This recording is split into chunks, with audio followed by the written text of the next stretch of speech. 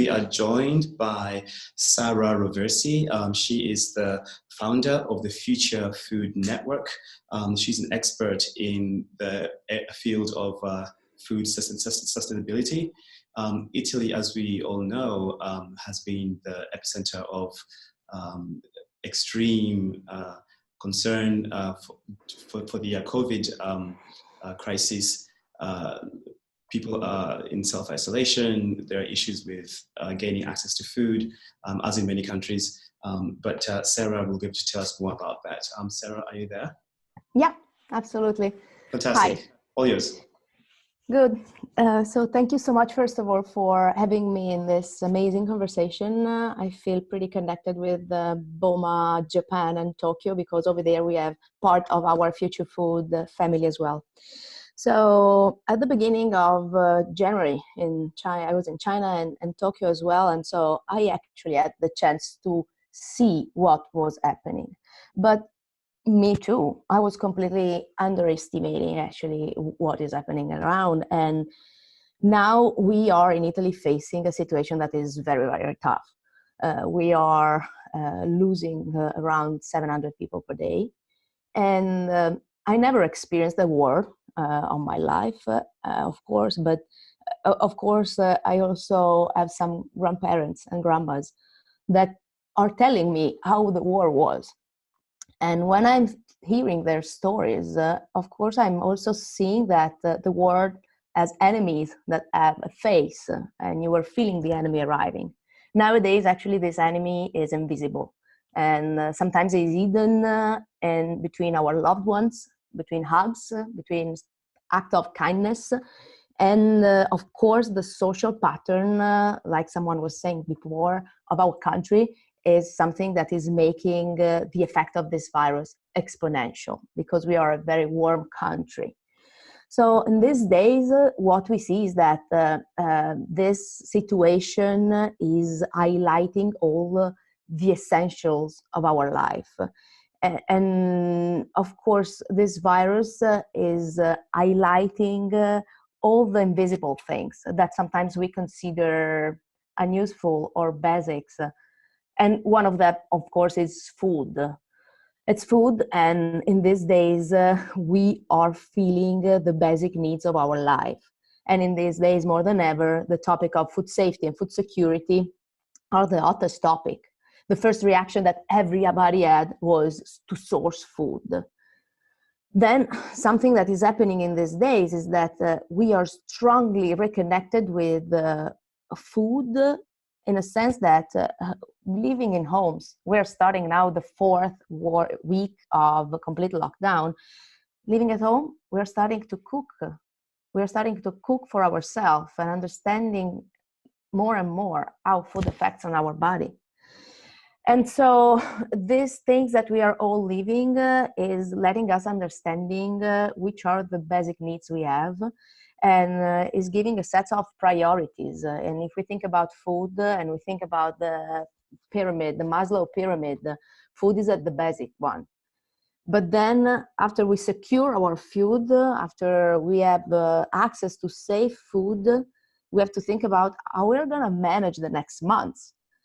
I was not hearing talking about food sovereignty in the last decades, but now more than ever, I'm starting wondering how we're going to source food. And now that our system is completely locked down, we have to try to help also our community not to think in a silos mode, but to develop the systemic thinking more and more, because of course, everything is connected. And nowadays, that entire industries are locked down. So the country now is completely stopping. If the industries are not able to provide the little element they need in the chain, we will not be able to seed our harvest, though, to seed in our fields. And so we need to start thinking about to produce in a very sustainable way close by. And nowadays, more than ever, we see also the effect of technologies and how countries that were more open to some specific technologies like vertical farming, implementing production also in hyper-urbanized centers, are going to affect positively on the society. So of course, in these days, we've been thinking a lot also about the endless conversation around the SDGs and how the framework of SDGs could be really helpful for all of us to design a sustainable system and equitable system for all. But probably, finally, this forced reset is going to give us really the opportunity to reboot the system and start to think again how we can design a very ordered way to source our essential needs. The contrast between order and disorder, it's pretty strong. Epidemics are creating a very disordered situation and entropy a lot. And if I think about the future of food system, I envision a food system that is going to be very ordered, avoiding food waste, that it's a crazy thing, making a food system that is going to be decentralized, that is going to be regenerative. And we can only do that now that we have a blank sheet of paper in which we can start to redesign that. It's not so easy because people still now is managing the crisis and hospitals and so on. But it's the time now in which we have the chance actually to start to think again how we can redesign this system. So I think that food is really one of the most essential needs for everyone, not only food, but also water. And this is my last thought that I want to share with you. Yesterday was UN World Water Day, and nobody is talking about that, but climate change this year more than ever is affecting my country, for example. So since more than 80 days it's not raining. And nobody is thinking about the drought we are going to face in the next months. And so now we are, of course, all focused on cleaning, washing our hands, sanitizing as much as we can. But I want to share with you also this thought. Please use carefully your water, because the topic of water shortage is not just affecting emerging countries or places very far from here. Desertification is something that is growing so fast also in Europe, and our country is going to face that in the next summer. We are facing one of the hottest years ever.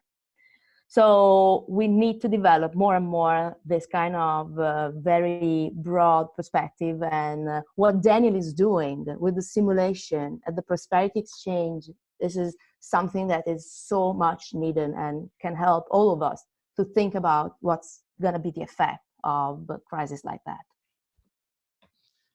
Thank you so much, Sarah. I really appreciate that. I think all of our speakers probably have something to say about this. So if there's anybody out there with a burning need to make their voice heard now, Asbi, you seem to be on the edge of your seat. Yes, only because, again, comparing to the Fukushima situation, food was really, really strongly affected, the safety of the food supply, concerns about it. At the same time, even in places like Tokyo, which are far away, which are not really affected by the earthquake itself, the supply chains were disrupted. These lifelines were disrupted. Exactly. It was unable to buy rice for weeks, to buy milk, to buy basics. So often a crisis is an important instructional moment, I think, and I wonder what you think about that, in impressing on people the fragility of our supply chains and the things that are keeping us alive. Yes, I completely agree with you. And sincerely speaking, I hope everybody's gonna be ready to unlearn what we were doing before that, and be ready to embrace a new way of really thinking. Also thinking that this kind of crisis can happen also to us. At the beginning, me too, that I'm traveling like crazy. I was thinking, oh, it's happening in China. It's not gonna affect us. It's affecting us more than everywhere else now. So absolutely, I agree with you. And this is something that we need to really train also in kids' mind, really how to unlearn and be ready to embrace a new mindset. That's great. Thank you so much, Sarah. Just due to time pressure, we're going to move on to our next speaker.